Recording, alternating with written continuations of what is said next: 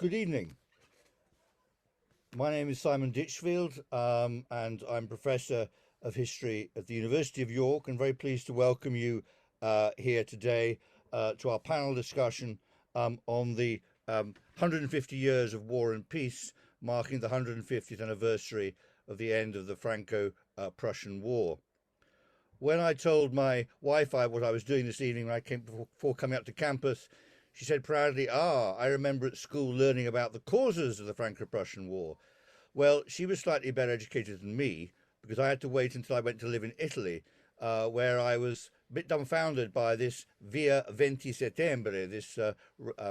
Every Italian city and even village has a street named the 20th September Street. And I was told this, of course, was the date at which the Roman army, the Italian army, was finally able to breach the walls of the city of Rome and take it for the new Italian nation. And of course, I then discovered that the only reason why they could do this is because Napoleon III had been made prisoner by the Prussians. And up until that time, he'd been guaranteeing papal sovereignty and papal independence. So I think that's just one small sort of snippet, really, of realizing just what impact this very relatively brief war had at the time, and how its impact has echoed through history. Just before I introduce our first speaker, just need to tell you that if you're watching live, you can ask questions using the Q&A button on your screen, and this will be made available throughout the event, so questions can be asked at any time. I'm afraid I have to ventriloquize them for you for sort of tidiness. And should you have any technical issues, such as loss of Wi-Fi, you can rejoin the event using the original link at any time. And please also remember that today's event is being recorded, so you will be able to watch again. And finally, subtitles are available in this event, and to turn these on or off, just use the CC Live transcript button at the bottom of your screen. Well, without further ado, I'll introduce you to our first speaker, Dr. Geoffrey Cubitt, who is a reader in the Department of History and a member of the Centre for 18th Century Studies and the Institute for the Public Understanding of the Past at the University of York. His research interests lie partly in the political, intellectual, religious and cultural history of 19th century France, and partly in issues of social memory and in the political, social and cultural aspects of relationships to the past in modern societies more generally. And after Jeff, I'll introduce the three successive speakers, international speakers, and then we'll put things over to you, the audience, to pitch what questions you have. But remember, you can put these questions in any time in the Q&A box, and then I will read them out when we are coming to the Q&A part. So over to you, Jeff. Thank you, Simon. I'm just going to try and share my screen. I'm really the kind of warm-up guy here, I think.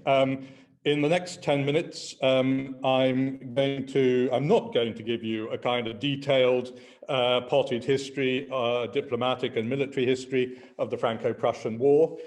Instead, I'm just going to offer a few general remarks about the impact of that war, about its legacy, how it's been remembered, the kinds of meanings that have been attached to it. And I hope that by doing that, I can provide a sort of introductory context for the more detailed and expert presentations that my three colleagues are going to be giving later in the session. So the origins of the war of 1870 to 71, Simon was talking about how his wife knows all about the causes of the war. I'm not going to delve into that in great detail. The origins of the war are complex and they're elusive and they're much debated. And I'm not going to really say more about them beyond saying that this is a war that is rooted in the long-term great power rivalries of France and Prussia, in the escalation of nationalist passions in France and in Germany, and in the way that those passions are both responded to and manipulated by the French Emperor Napoleon III on the one hand, and the Prussian minister-president Otto von Bismarck on the other hand. So in terms of actual military hostilities, the war is fought over a 6-month period, roughly, from 19th of July 1870 to the 28th of January 1871, although it doesn't, of course, officially end until the formal conclusion of peace through a peace treaty in May. Although it's the French who declare war in the first place, the fighting actually takes place almost entirely on French soil, with the French army on the defensive and the Prussians on the offensive. And by Prussians here, this is a term that is kind of shorthand, initially for the forces of Prussia and the Prussian-led North German Confederation in alliance with South German states like Bavaria and Württemberg. So the war sees an almost uninterrupted series of French defeats, which culminate in the wholesale capitulation of French armies at Sedan in September 1870 and Metz in October, and in the encirclement and 4-month siege of the French capital, Paris, which lasts until an armistice is agreed at the end of January. The casualties from the war were considerable on both sides, but significantly heavier on the French side. So on the Prussian side, something like, these are very rough figures, something like 45,000 killed or died of wounds or disease, and on the French side, something like 140,000, with large numbers of wounded, as you can see, on both sides as well. Over 380,000 French were captured in the course of the war, and almost 100,000 more were interned on foreign soil in Switzerland or Belgium. Although the armistice at the end of January ends the fighting on the German side, on the French side, another war, a civil war this time, broke out in March between the government and the insurgent forces of the Paris Commune, which probably cost between 15,000 and 30,000 more French lives in the fighting and ensuing repression, although again, estimates around that vary very widely. Militarily, the Franco-Prussian War is the most substantial war on the continent of Europe between 1815 and 1914, unless you count the Crimean War as being on the continent of Europe. And it brings, of course, the full legacy of such conflicts in terms of bereavement, mourning, mutilated veterans, memorialization, etc. Differently inflected, of course, in France and Germany to reflect the different psychological impacts of victory and defeat. After the costs of war came for the French the costs of peace in the form of a 5 billion franc war indemnity, in the form of the continuing presence of occupying forces in parts of France until 1873 to enforce payment of that indemnity, and most damagingly to French national pride, the annexation of most of the 2 eastern frontier provinces of Alsace and Lorraine, which had been part of France since the 17th and 18th centuries, respectively. And one effect of this conflict is to turn Alsace and Lorraine, the so-called lost provinces, into symbolically highly charged and bitterly contested territories for competing French and German nationalist assertions. And that goes on until 1918, when the French regained the territories, but also really until 1940, when the Nazis re-annexed them during the Second World War, before they're finally regained by France at the end of the Second World War.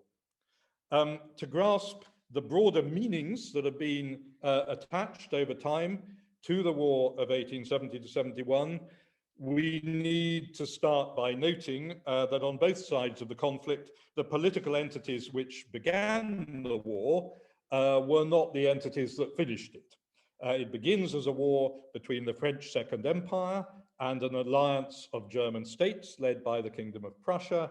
It ends as a war between a French Republic and a newly proclaimed German Empire. And those transformations are fundamental, really, to the way the war is subsequently remembered in France, in Germany, and in Europe more generally.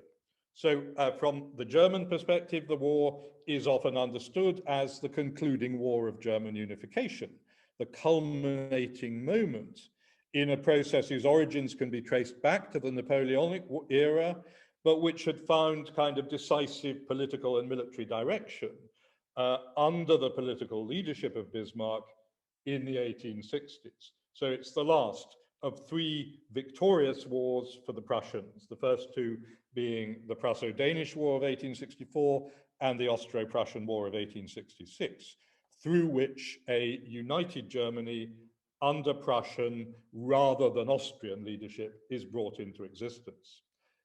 That process is sealed symbolically by the formal acclamation of the Prussian king, Wilhelm I, as the emperor of a new German Kaiserreich, which takes place in the Hall of Mirrors in the Palace of Versailles on the 18th of January 1871. So that's a location chosen really to emphasize the new Germany's assumption of the European dominance that France had once exercised under Louis XIV and under Napoleon. But the war, of course, doesn't just supply the occasion for this symbolic moment. It also diplomatically and militarily is important. Diplomatically, because it's by agitating the spectre of an aggressive France as a common enemy that Bismarck is able to draw southern German states like Bavaria and Württemberg into a military alliance which lays the effective foundation for political unification. And it's also significant in terms of military experience, in that the experience of fighting together victoriously against the French itself helps to forge a kind of sense of unity for soldiers from different German states, some of which, of course, had fought on the Austrian side against the Prussians only 5 years previously. So the War of 1870-71 becomes the key foundational moment for the new German Kaiserreich and for the united Germany which continues to exist after the Kaiserreich succumbs to defeat in 1918. So it continues first as the Weimar Republic and then after 1933 as a Nazi dictatorship. The war becomes a key reference point for the traditions of nationalist historiography, which the Nazis in due course inherit and develop. In France, meanwhile, the defeated nation of 1870 to 71, the events of those years also come over time to possess the status of a pivotal event in national politics. The Second Empire collapses when Napoleon III surrenders to the Prussians at Sedan. The 4th of September sees the institution, so 4th of September 1871, sees the institution under pressure of popular insurrection in Paris of a new Republican government of national defense, whose most influential figure would come to be the Minister of the Interior, Léon Gambetta. And that becomes the inaugural date of a third Republican regime, which eventually lasts right through until the Second World War, and which, through its work in education in particular, effectively establishes republicanism as the mainstay of modern French political culture. Now, in 1870 to 71, that durability of the Republic certainly can't be taken for granted. The government of national defense fails to reverse the tide of defeat. It's forced to conclude the armistice with the Prussians, and elections in February 1871 then return an overwhelmingly conservative majority to the French National Assembly. And a new, more conservative, although still nominally Republican government takes over, which concludes preliminary peace terms, including the humiliating cession of Alsace and Lorraine, and which is then itself threatened from the left by the leftist insurrection of the Paris Commune, which the government in due course brutally suppresses in May. So the beginnings of the Third Republic are hardly stable, and it's not really until the end of the 70s, the beginning of the 1880s, that it can be seen as firmly established.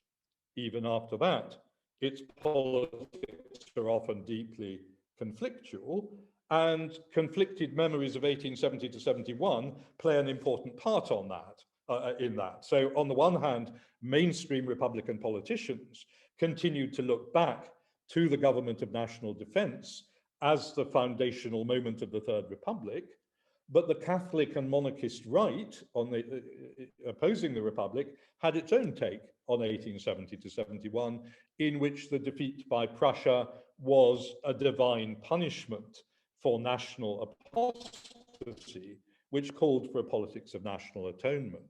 And many of the Republic's critics on the left continued to cherish the memory of the Commune as a mythical moment of revolutionary opportunity.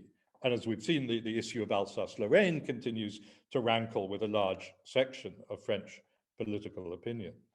Coming to an end now, but I just want to say, up until the Second World War then, the War of 1870 to 71 remained a key historical point of reference in France, in Germany, and in Europe generally. European great power rivalry revolved, or still seemed to revolve, around the set of forces set in motion by the defeat of France and the emergence of a united Germany.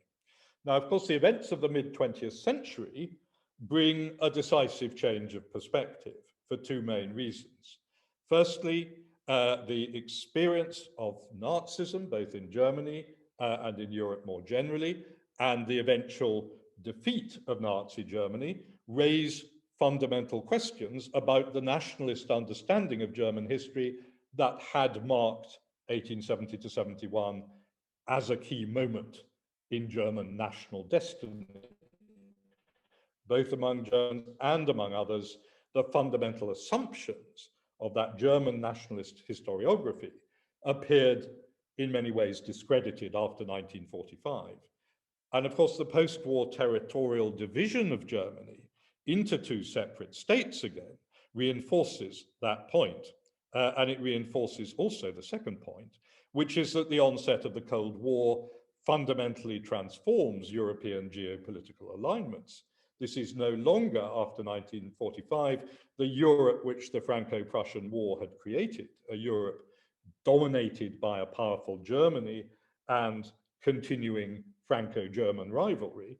It's a Europe dominated first by the standoff between Soviet and Western power blocs, and then over time by the effort to build a European identity based on Franco-German cooperation rather than rivalry. So the question then at that point is, what place can be found for the Franco-Prussian War in memory and historical consciousness under those altered circumstances? And that question, of course, is again reposed in a new way at the end of the 20th century, when the Cold War alignments themselves are broken down and a unified German state is reintroduced to the geopolitical equation, this time within the context of a European community whose forms and implications are themselves a subject for continuing debate. So the final challenge for us, I guess, and maybe one way into our discussion this evening, is this one. Looking back at 1870 to 71 through all of these refracting lenses, post-1945, post-Cold War, post-reunification, and now 150 years on from the war itself, what new meanings or what still relevant meanings can we find in this history? So that's where I'm going to stop, and I'll stop sharing.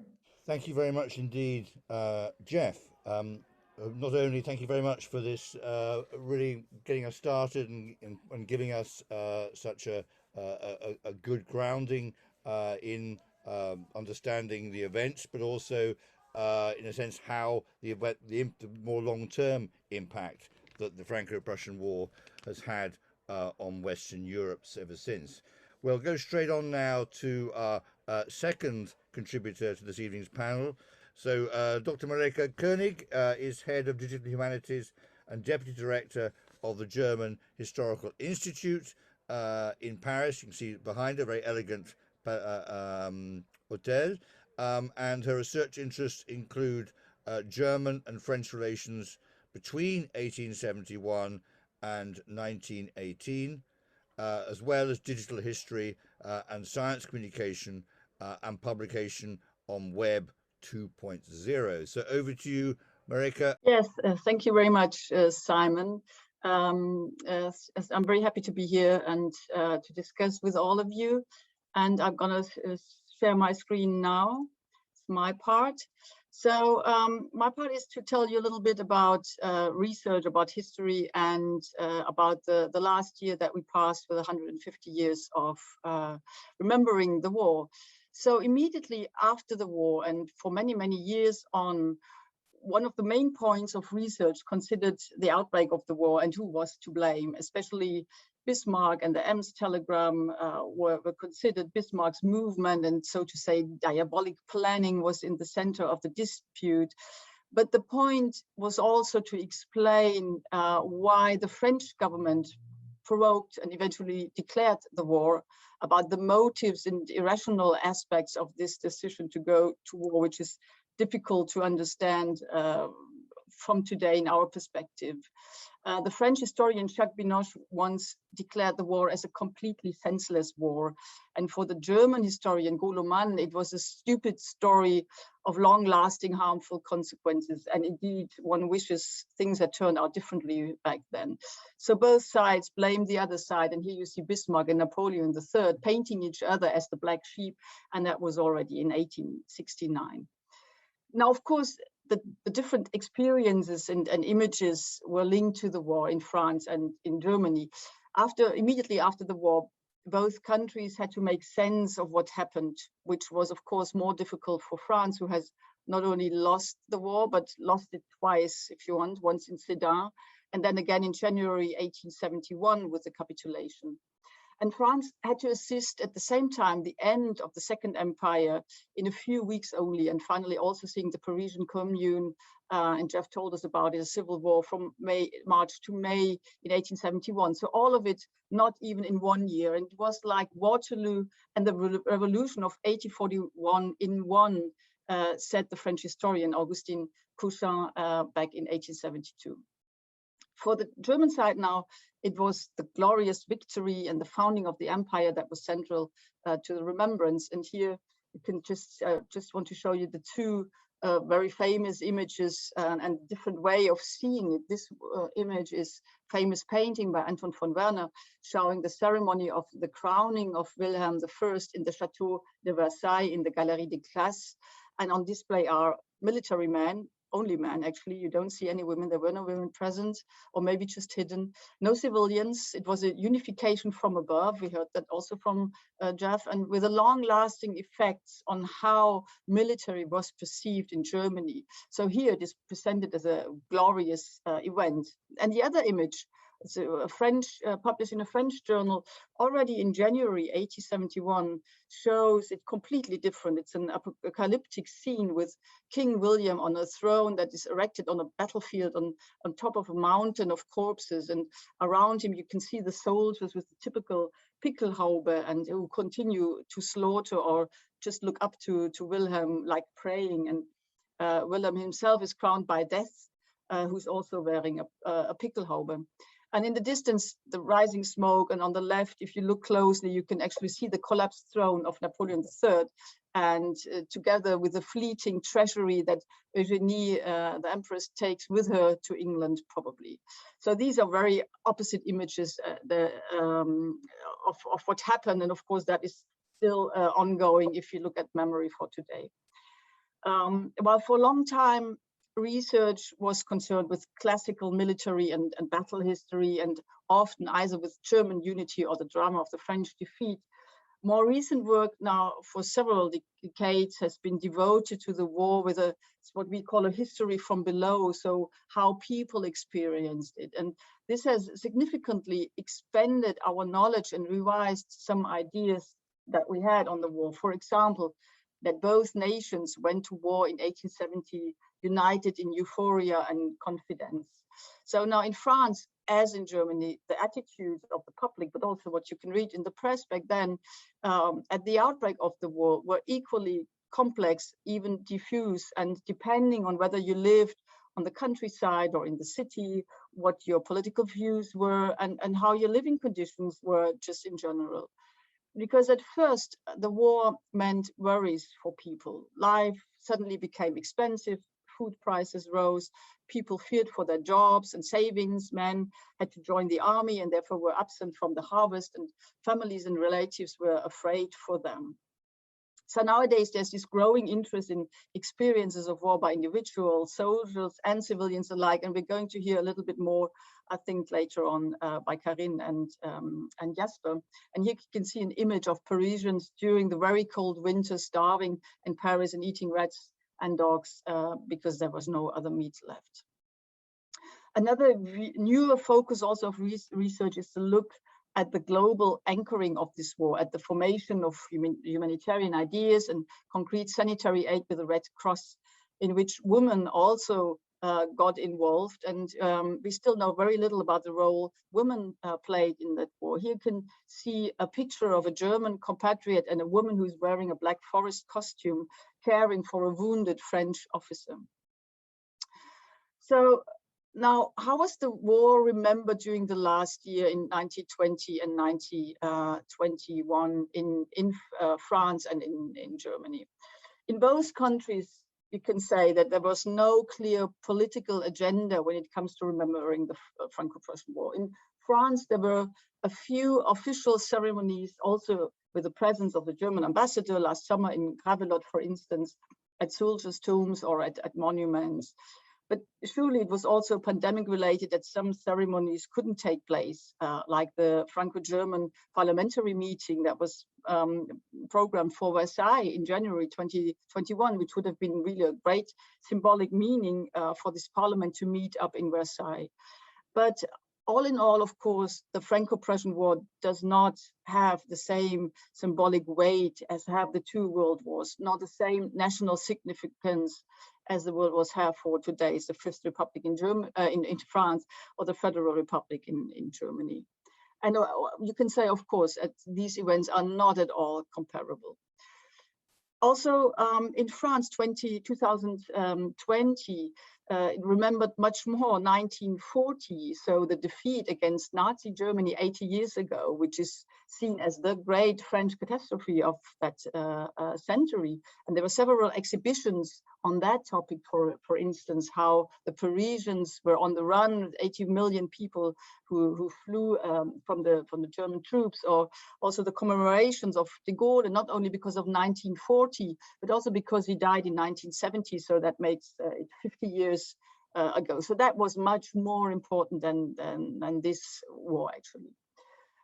But however, even though there was no real impetus, we can say, from remembering the Franco-Prussian War from the central state, there were in France a lot of civil society and regional or local actors who organized events. Most of these associations are concerned with the preservation of battlefields or selected monuments aux morts.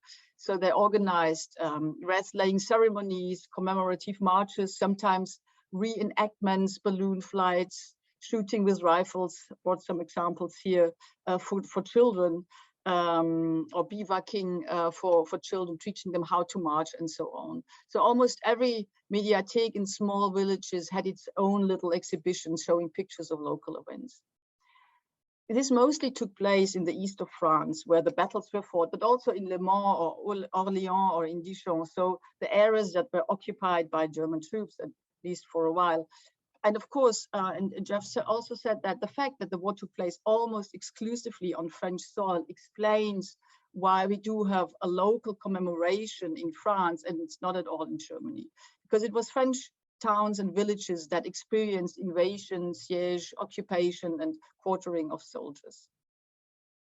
A year ago at the German Historical Institute in Paris, we started to collect all these events commemorating the war in a blog to document this remembering. So all the exhibitions, radio talks, newspaper articles, scientific events, sorry, that was too fast, publications, research projects, and so on. And you can find them here in these blogs where we all documented it. And all in all, this blog today has more than 280 entries.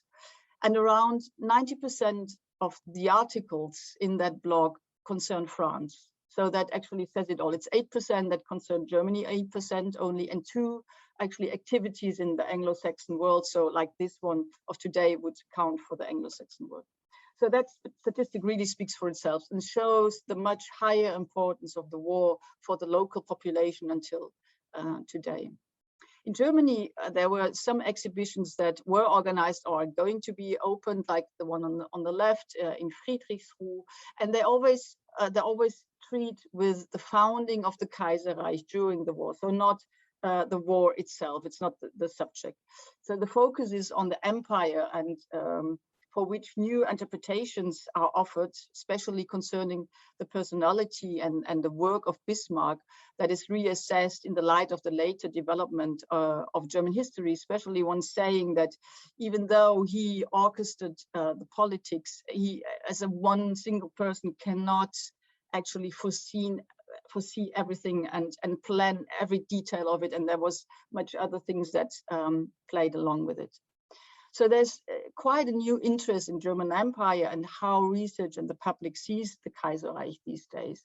And interestingly, a controversy occurred in historical research on how to evaluate the Kaiserreich, which is a tricky question, as next to its authoritarian and anti-democratic repressive aspects, the Kaiserreich at the same time was in some aspects a modern country where the socialist and workers' movements, for instance, was very strong, where women's movement and suffragettes became visible with the fight for equal rights, for instance.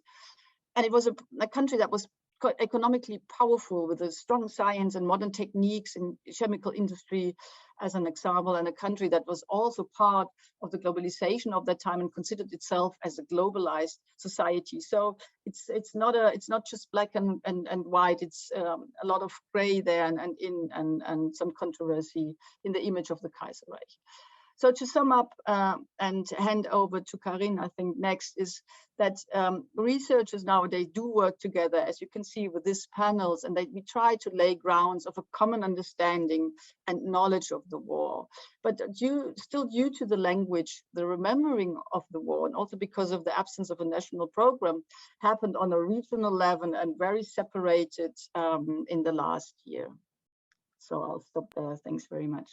Thank you very much indeed, Mareike, and for taking the story forward really to how it's been not only memorialized, but really more how it's been remembered and by the wider public and also by scholars, and how it's, as I can gather from looking at those posters, how it's yet to be shown at these 2 exhibitions, one in Dresden, and where's the other one? The one on the in Friedrichsruh, where the Bismarck Foundation is. It's going to open tomorrow, actually, online, and then it'll be open for the public from the 22nd on. Thank you. No, it's great to have your expertise with us today. Well, we'll move on now to our next speaker, who is Dr. Karine Varley. And Karine is lecturer in French at the University of Strathclyde in Glasgow, and she has published on the memory of the Franco-Prussian War in France. The book's called In the Shadow of Defeat, and is the author of the forthcoming study Vichy's Double Blind, French Axis Entanglements and Relationships and Relations with Fascist Italy 1940 to 1943. So Karine, over to you. Thank you very much. So I shall just share my screen as well. Right, so yeah, I'm going to talk about some of the changing attitudes towards war and the changing experiences of the war, and particularly focusing on the role of war reporting within that. So the Franco-Prussian War was one of the most significant European conflicts between the Napoleonic Wars and the First World War, involving around 2 million soldiers and resulting in around 180,000 dead. Fueled by nationalist fervour and armed with the deadly weaponry of industrialization and technological innovation, the two sides waged a war that was more total and more deadly than anything that had been seen before in Europe.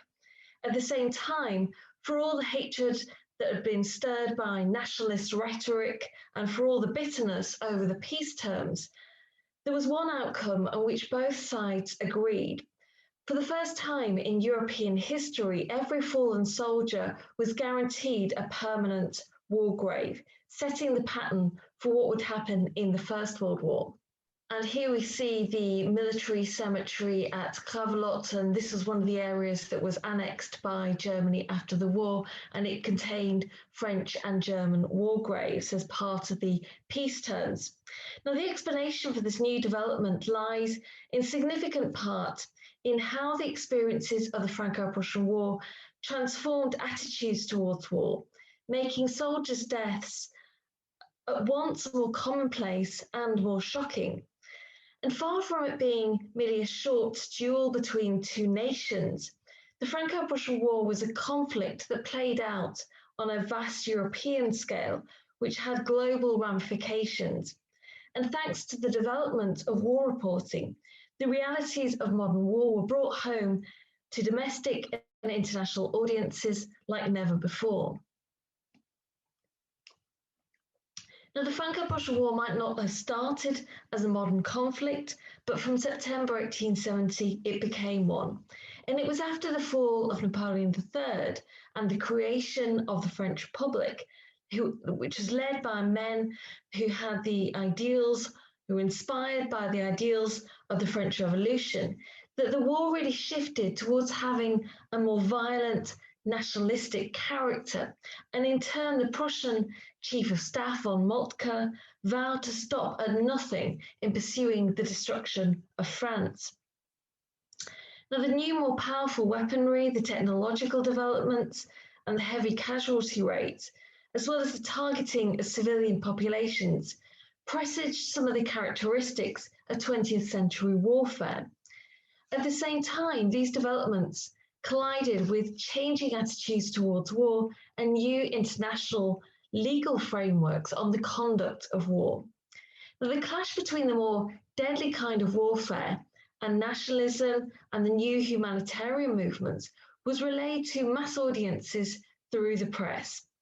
Technological innovations such as the steamships and telegraph enabled newspapers to print reports from the front line within days.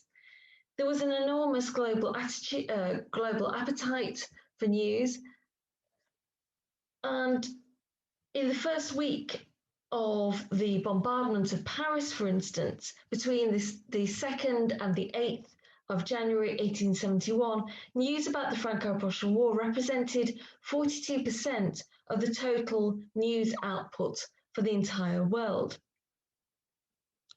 Now, the detailed accounts of the suffering of soldiers and civilians, as well as the violations of the 1864 Geneva Convention, made global headlines, placing the actions of French and German forces under international scrutiny.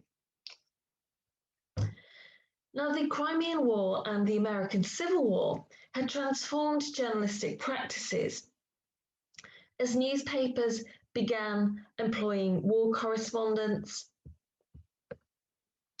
and these war correspondents reported from the front line.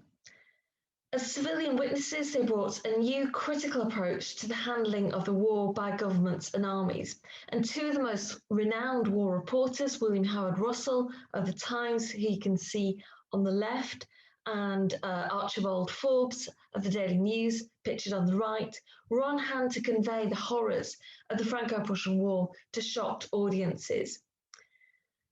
Now, following the Battle of Sedan in early September 1870, William Howard Russell vividly recounted the distressing scenes that he encountered. And here we have a quote from the Times from the 3rd of September 1870, in which he conveys some of the scenes that he witnessed. And he says, I read out this quotation, "No human eye had ever rested on such revolting objects as were presented by the battlefields around Sedan. Men's bodies without legs, without heads, legs without bodies, heaps of human entrails attached to red and blue cloth, and disemboweled corpses in uniform." So he really demonstrated with quite graphic language just how devastating this new kind of war was. freedom of the press allowed French newspapers to print increasingly critical reports of the handling of the war, particularly after Sedan, as well as the experiences of soldiers. Now, by contrast, in Germany, the press was more controlled and more traditional, and it tended not to report so much on soldiers' suffering, emphasizing French losses instead. And the illustrated press played a key role in bringing home some of the horrors of the war. Improvements in copying engravings onto boxwood blocks meant that images could be reproduced cheaply and quickly. So images of the alleged Bavarian massacre of French civilians at Bazaille made the front page of the Illustrated London News within days of the event happening. And here we see this image, this very graphic image of what was being reported at the time, which was this massacre of civilians, but which subsequently turned out not to be quite as it was first reported, and it subsequently emerged that it wasn't quite as clear cut as some of the earlier reports had suggested.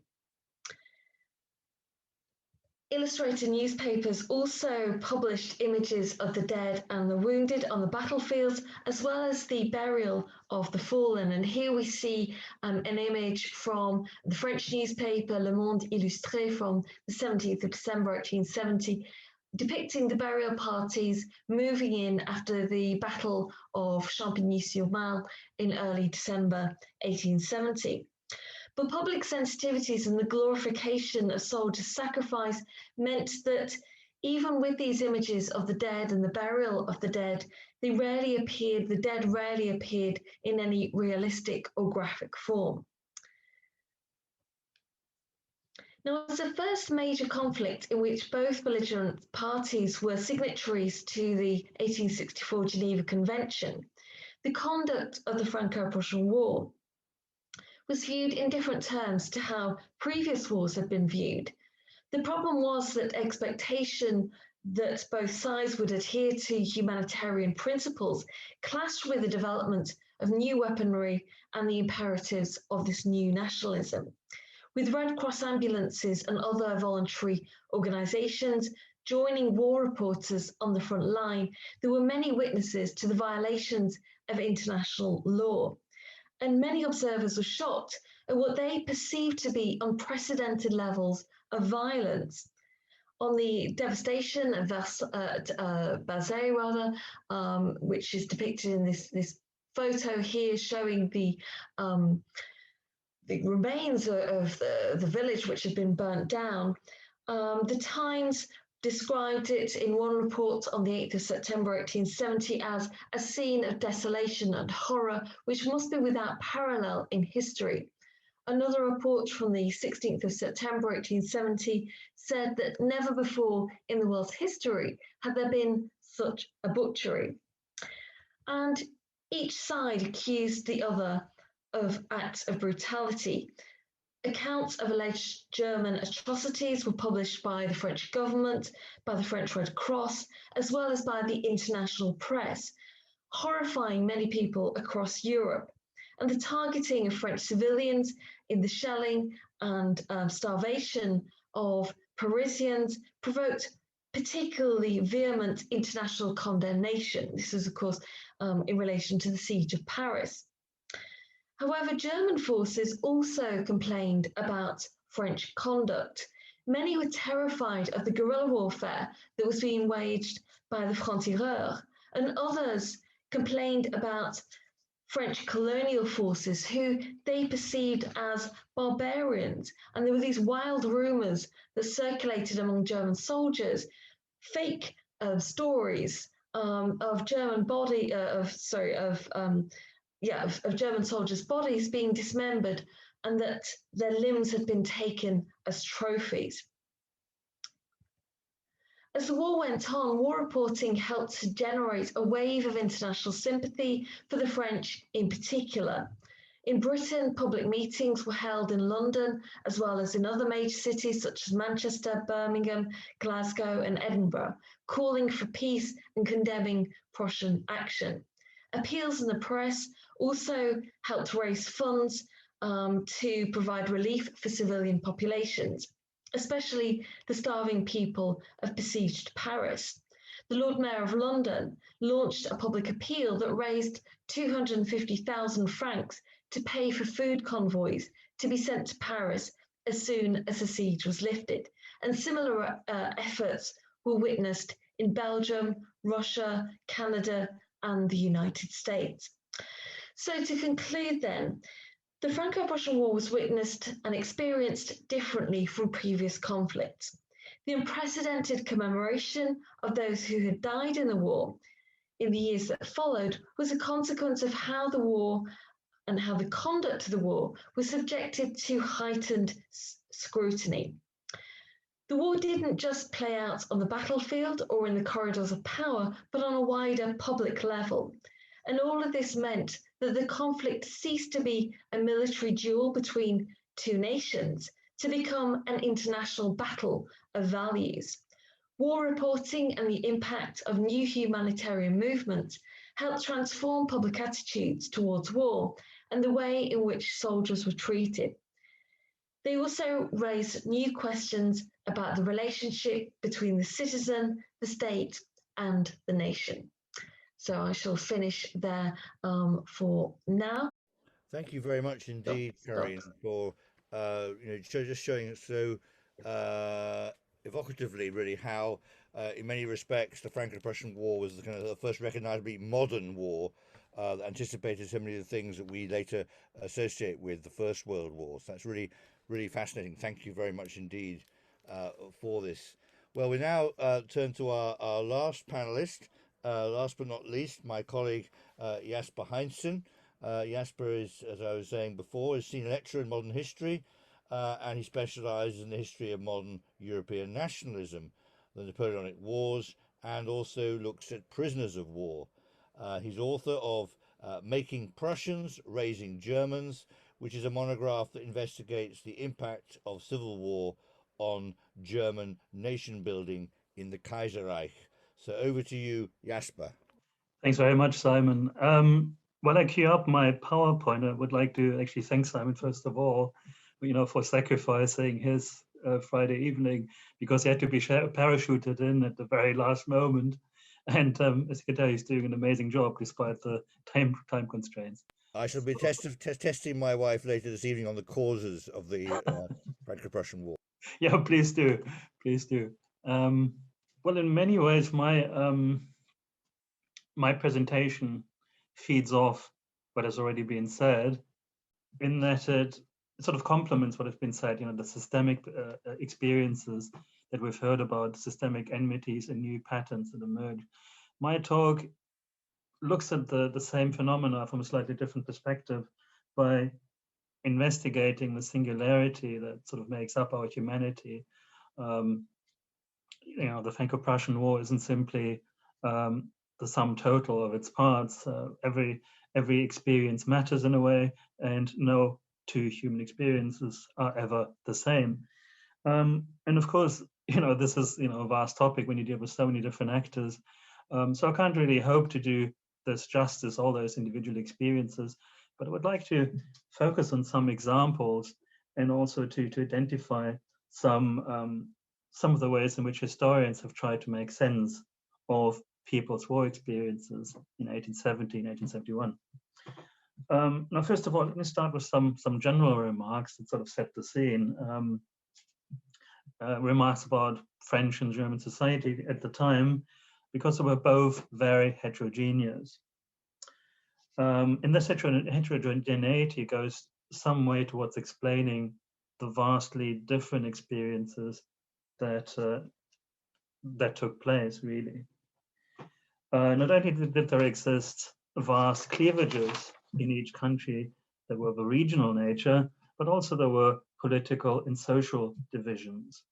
It pays to bear in mind here that only 4 years before, Prussia and the German Confederation had been at war, and those memories of civil war lingered in the German armies that went to war in 1870. Now, In France, so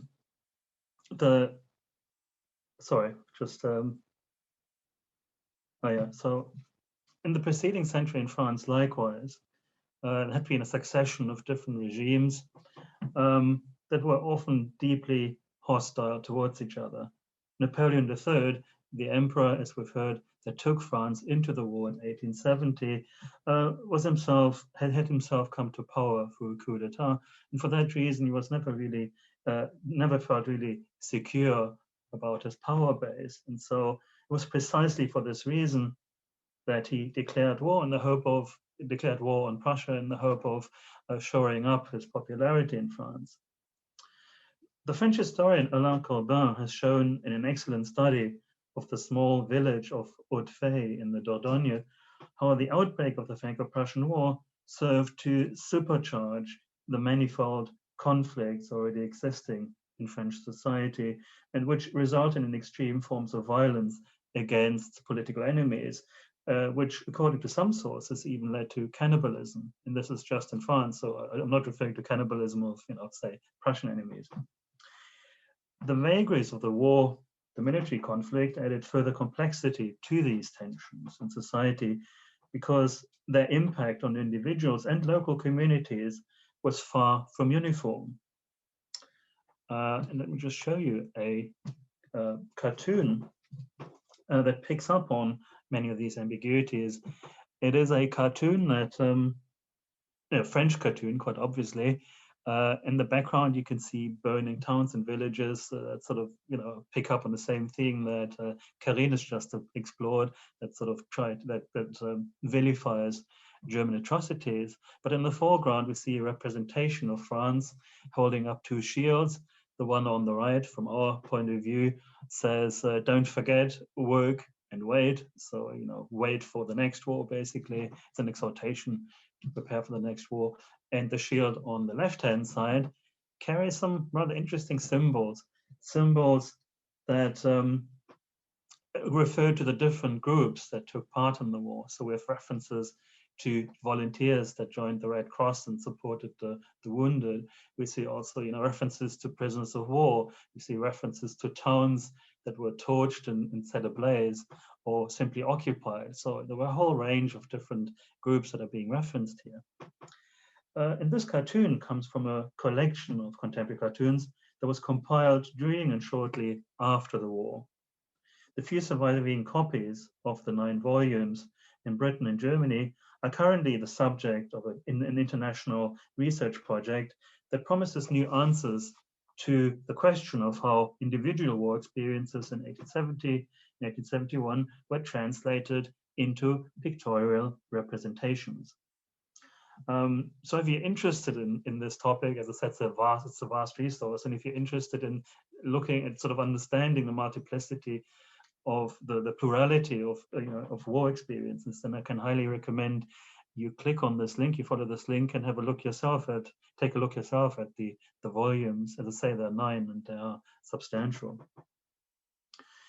As a final example of the strange political dynamics that were unleashed by the Franco-Prussian War, let me mention the Italian volunteers that supported the French Republic after Napoleon III's capitulation at Sedan in early September 1870, and I'm sure Simon will be happy to hear that.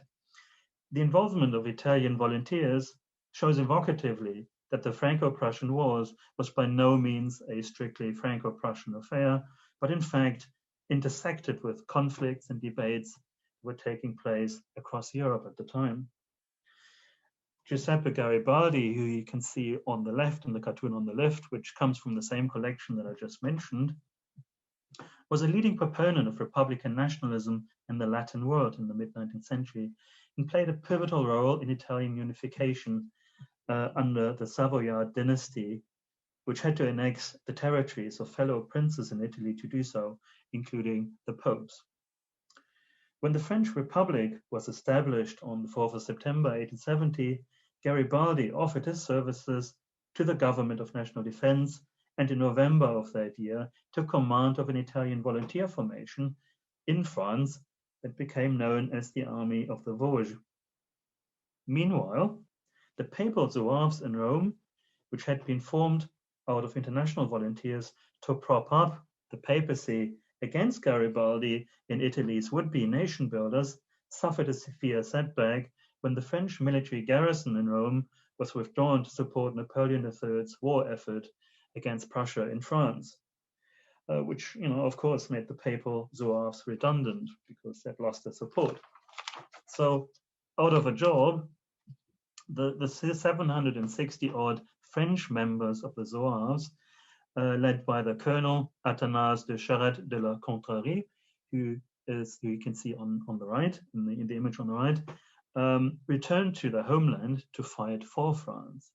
It was therefore deeply ironic that the staunchly Republican Garibaldi and the equally staunch monarchist and defender of papal rights, Charette, who had fought each other in Italy, ended up on the same side in France by the strange historic twist of fate.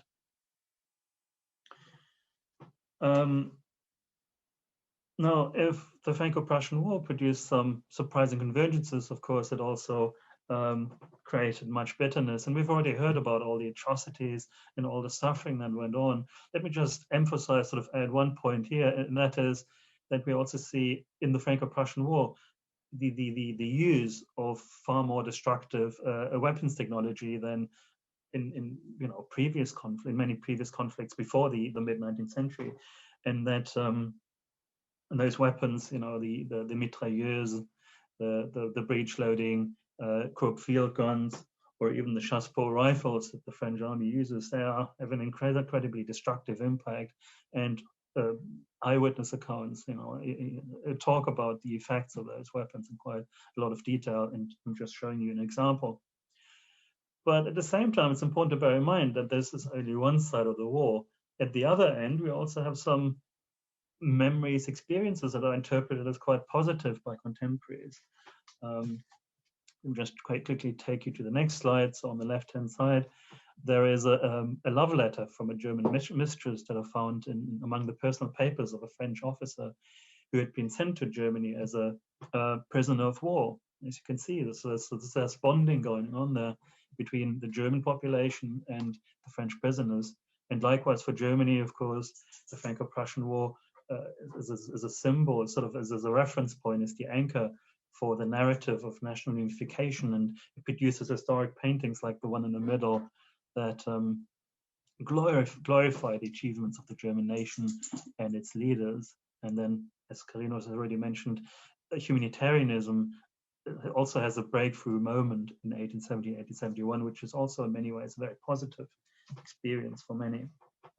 So that leads me to the question, how did contemporaries make sense of those very disparate phenomena that I have described above? Well, we know a great deal about contemporaries, coping strategies, because they left behind a treasure trove of letters, diaries, and memoirs.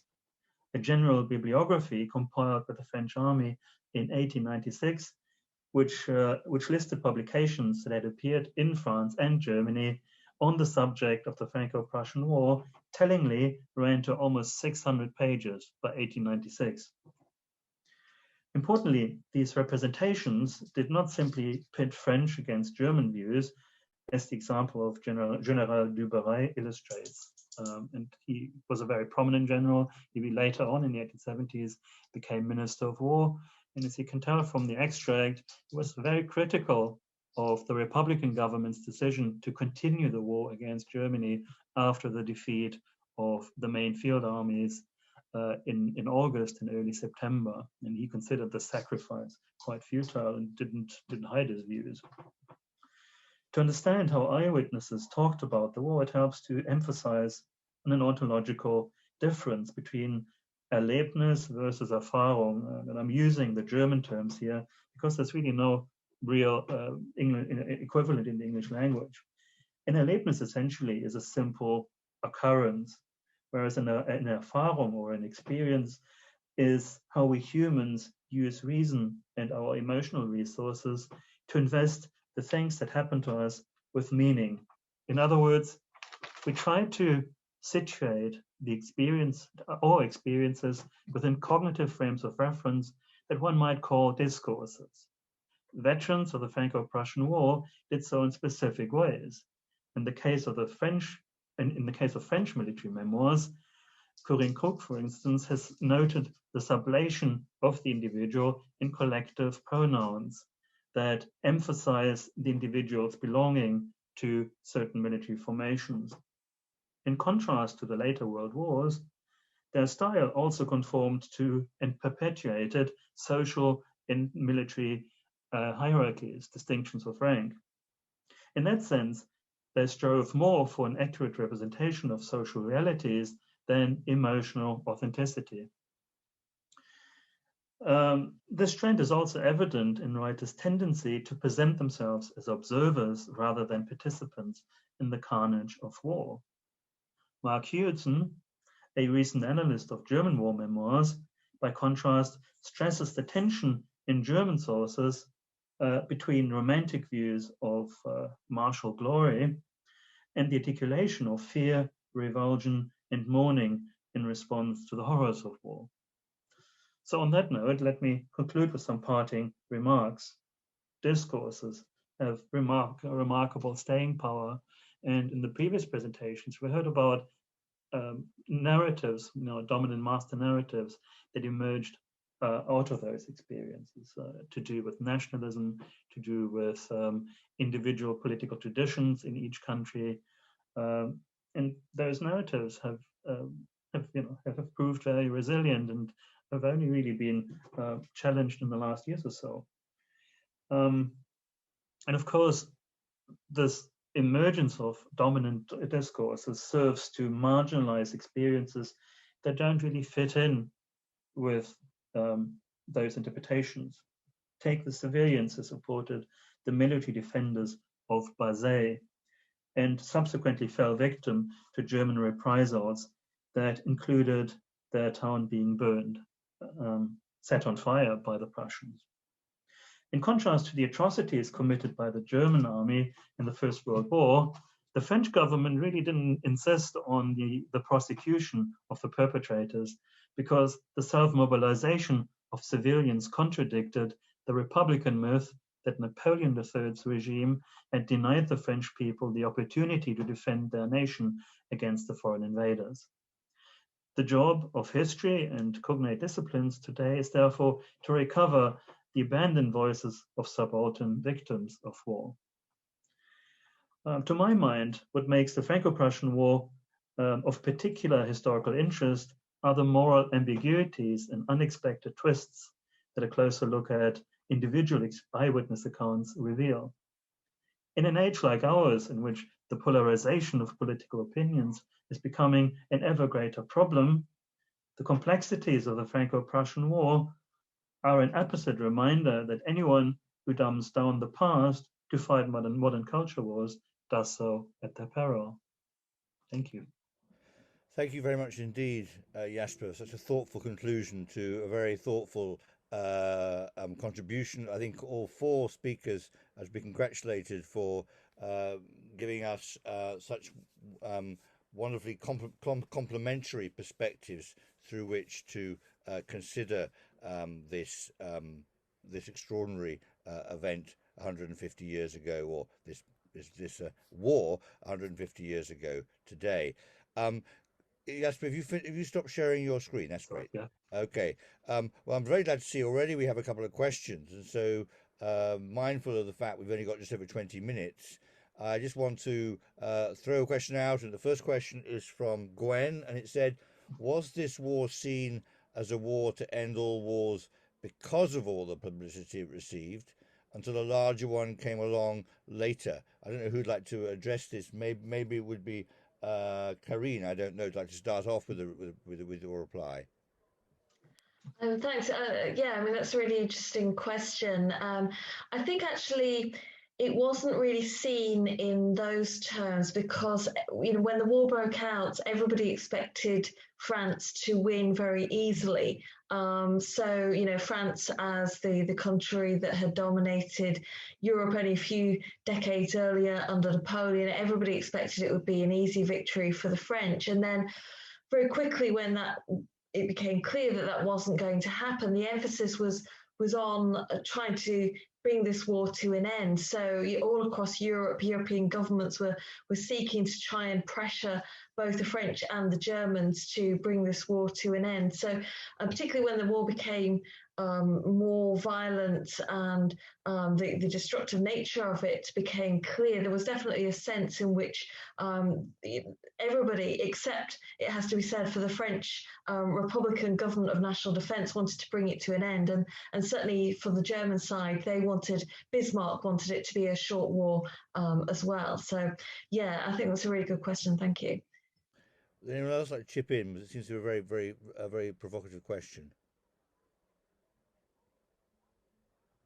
Mareike, maybe?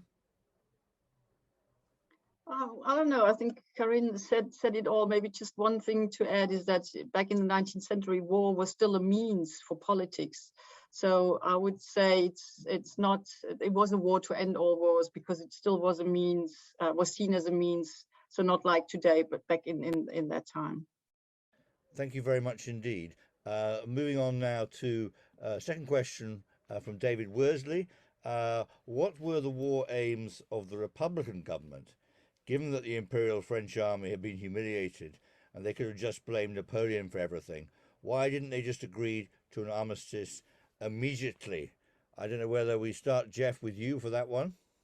Yeah, sure. I mean, I hope that Karine will have something to say about that as well. But I think, well, I mean, I suppose one thing to say is that not all Republicans are the same. I mean, and that there is a bit of a spectrum of Republican opinion. But I think, on the whole, the answer here is that French republicanism, which, you know, has this sort of strong anchorage in the perceived legacy of the French Revolution,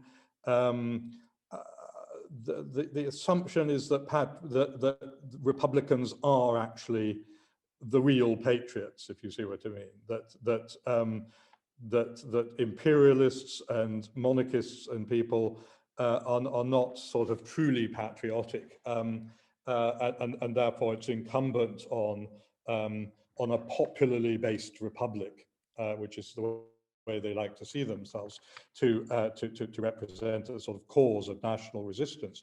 And I mean, there's also quite an investment, I think, among some of them in the kind of memory of kind of popular mobilization, the nation in arms, that kind of thing. There's a sort of almost mystical belief that Republicans somehow can access a sort of spirit of popular resistance that other people can't. There's also, you know, a kind of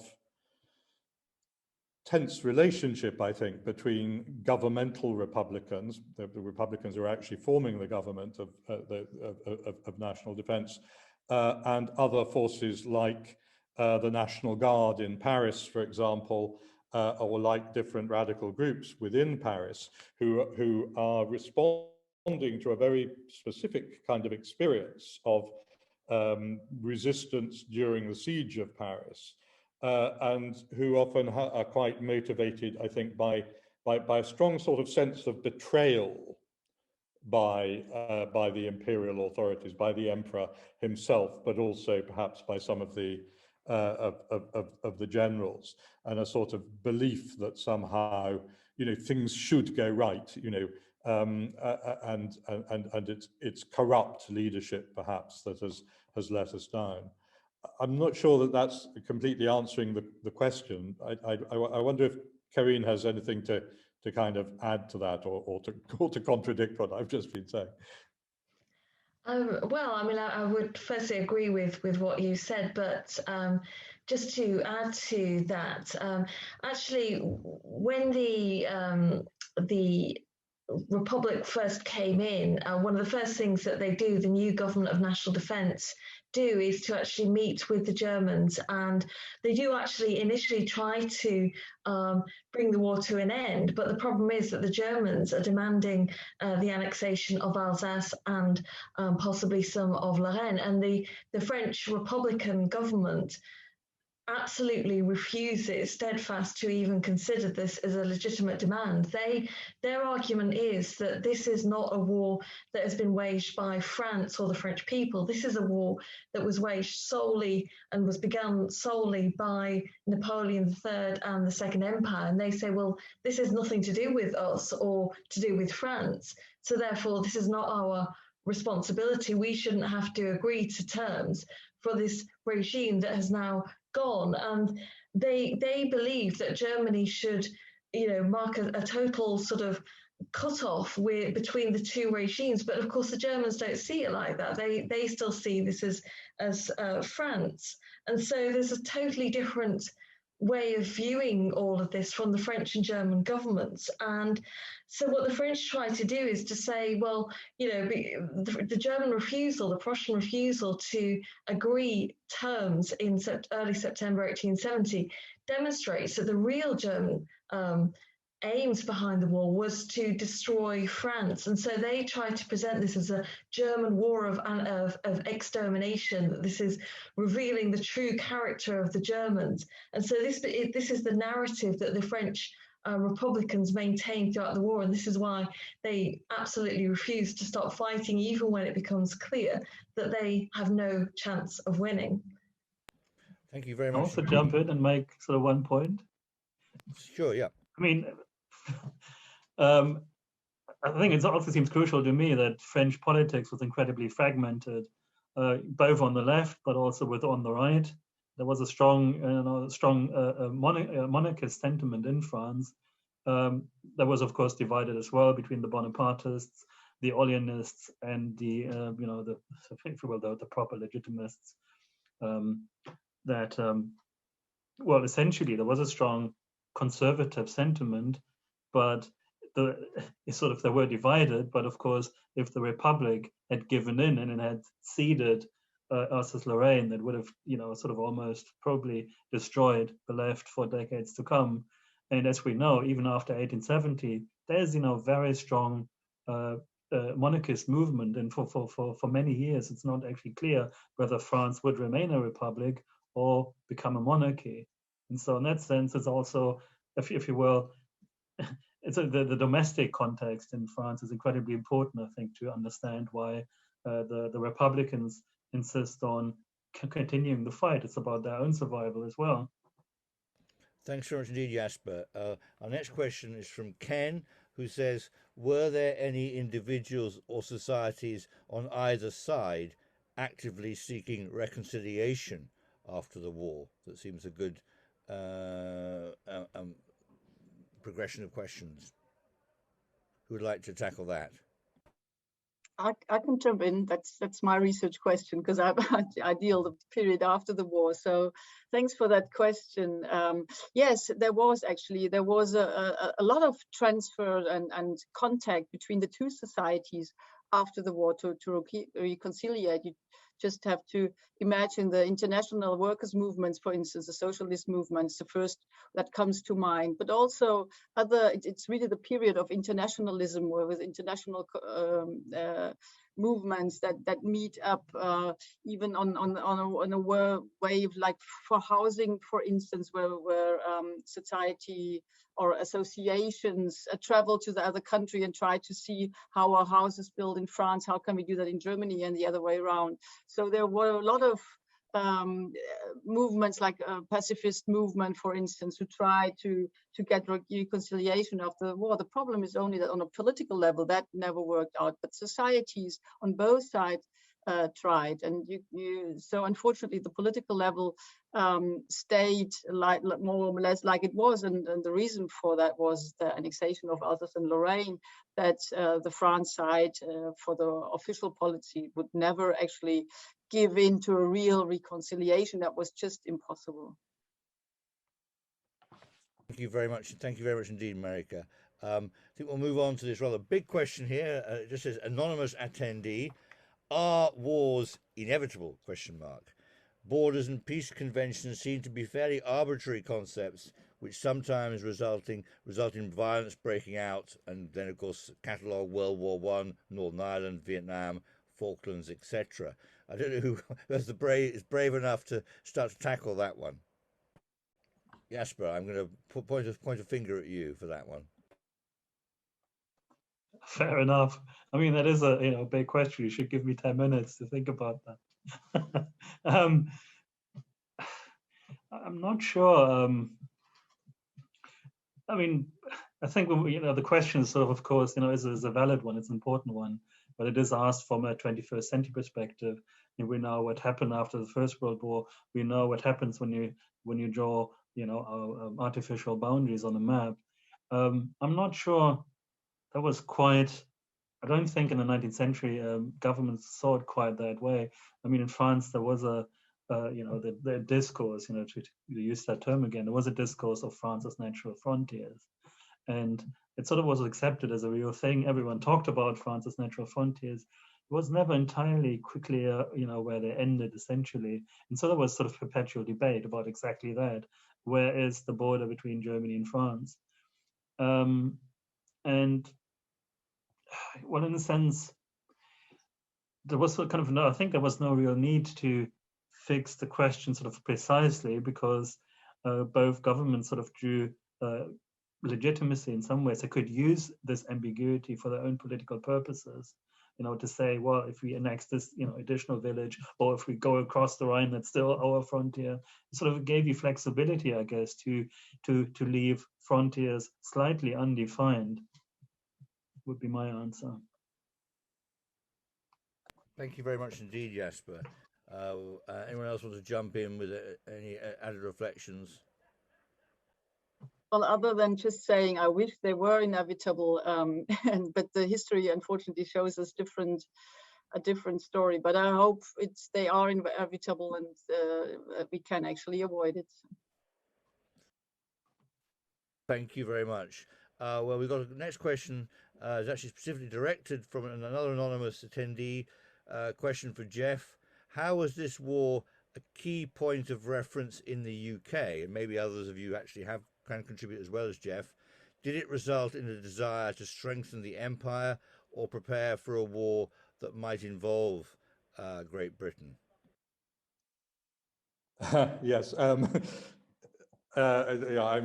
interested that somebody thinks I may know the answer to this, but I don't know. I mean, I'm actually not that sure that it is necessarily seen as a key point of reference in the United Kingdom. I think one way in which it perhaps becomes one is a bit later on, when the unified Germany that arises out of what goes on in 1870 to 71 embarks on forms of imperial policy and forms of naval policy that may seem to be kind of in direct competition with, and are seen to be in direct competition with the British, with the British Empire as a naval and imperial power. But at the same time, of course, I mean, one needs to remember that that France is also seen as a major imperial rival, and that there are explicit tensions between France and Britain in Africa and elsewhere. I don't know enough really to answer this question, but I think there's also a tendency, I think, in Britain during this period to want to find a kind of, to want the solutions to Europe to be kind of diplomatic solutions that won't involve Britain in too heavy a military commitment on the European continent. And of course, even in 1914, the commitment initially, is seen as quite a small and limited one. But I'm not a specialist in kind of British kind of diplomacy and imperial thought during this period. So I wonder if others have got kind of thoughts to add to that. Anyone else? We haven't got any other questions at the moment. So if I could just jump in, if that's okay. Yeah. Just a couple of points. I'm just reminded of the quite famous speech that Disraeli made following the Franco-Prussian War, in which he talked about the German Revolution as being more significant in many respects than the French Revolution. German Revolution, of course, meaning German unification. And he says that the country that suffered the most, or that would suffer the most, was Britain. And what he was thinking about was not so much the Franco-Prussian War itself, but the wider consequences of what had happened, which was that Russia used the Franco-Prussian War as an opportunity, whilst everybody was sort of busy with that, to renounce the 1854 terms that had been agreed following the Crimean War on the Black Sea. And this was seen to be a major problem for Russia because it was for Britain because it was signalling the rise of Russian power. So there was that dimension to it, and also I think it's also worth mentioning, of course, Britain being neutral in the war. The response from the French was really, they thought that the British should be their allies, and they said the fact that the British refused to get involved and maintain their neutrality. It's quite striking, their response to this. They say that Britain is shirking its responsibilities as a European power, seeing itself as a global rather than continental power. And they say basically Britain withdrawing from Europe means that Britain is over as a major power. So it's quite interesting because, the sort of contemporary resonances of all of that. Thank you very much indeed, Karine. That's very, very interesting, and it's all too painfully contemporary. I might add another view just quickly, because Yes, I think that this war was closely observed by all the European powers, even on a military basis. They were all looking what was going on, why so many soldiers died, and what was the role of the artillery, and how they actually afterwards changed their strategy in a maybe upcoming war. So that was very, very important for all of them to actually see that the infantry is just running into that fire that just killed everybody, and how the new rifles work and all of that. So they were all looking very closely to adapt their strategy of warfare after that war. It was a very important moment for European military at that point. Yeah. Thank you. I think time Could is I one just last. add something quickly to that? Sorry, just really backing up on what Mareike has just said, that I think, you certainly do find people writing articles, British Army officers, for example, writing articles about the lessons to be learnt from this conflict. The kinds of things that Mareike has been talking about, but also to do with staff work, I think, that kind of thing, the importance of good staff work. In the same, and I think the fact that the war is, in a sense, the outcome of the war in a way is a surprise, that people many people do not expect the French to lose, and they certainly don't expect them to lose so quickly and catastrophically, that creates this assumption in other armies that there must be sort of sudden new lessons to be learned, in the same way that they do, later in the Russo-Japanese War, when they suddenly start to look quite closely at Japanese military organization. Well, I also jump in very quickly. Actually, this is a facet that's often underappreciated, but Britain did play a role in the war as a neutral power, especially in relation to prisoners of war, because, as is well known, when wars break out, diplomatic relations between the two countries or more countries cease. And so Britain was very important as an intermediary between Germany and France. And actually, for example, Britain had to pay for the French prisoners in Germany because the money wasn't coming directly from France. So Britain actually provided the money to support the French. And there were many, over 400,000 French prisoners in Germany that had to be supported. And as I say, the British government was directly involved in that. Thank you, Jasper, for that detail. I never heard that detail. Very important. And just squeeze in the last couple of minutes. Surely it was a pivotal point in changing British government and public opinion from the old enemy, France, to the new enemy, Germany. Who'd like to tackle that one? Maybe Jasper, as you're live. I would actually add, what about Russia? Because I think at that time, I think France wasn't actually sort of the main enemy. Yes, there were certain misgivings. Certainly after Napoleon, everyone continued to look at France suspiciously, and the revolution of 1813, 1848, the turmoil in France certainly made a lot of statesmen nervous. But after 1870, the bigger threat from the British perspective was actually Russia, neither France nor really Germany, because of Russia's expansion, particularly in the east. Thank you. Sorry, I want to cut you off now. Sorry, Jasper, because I really got to please, I'd like to thank the speakers and join me in thanking them for such a fascinating discussion. And just to make a point that the recording of this event will be available on the festival YouTube channel, which can be accessed from the Watch Again section of the festival website after the 20th of June, and you'll be contacted by email when the video is available to view. And we very much hope you'll continue to be engaged with the York Festival and check out the website. Thank you very much for coming, and thank you once again to all our speakers.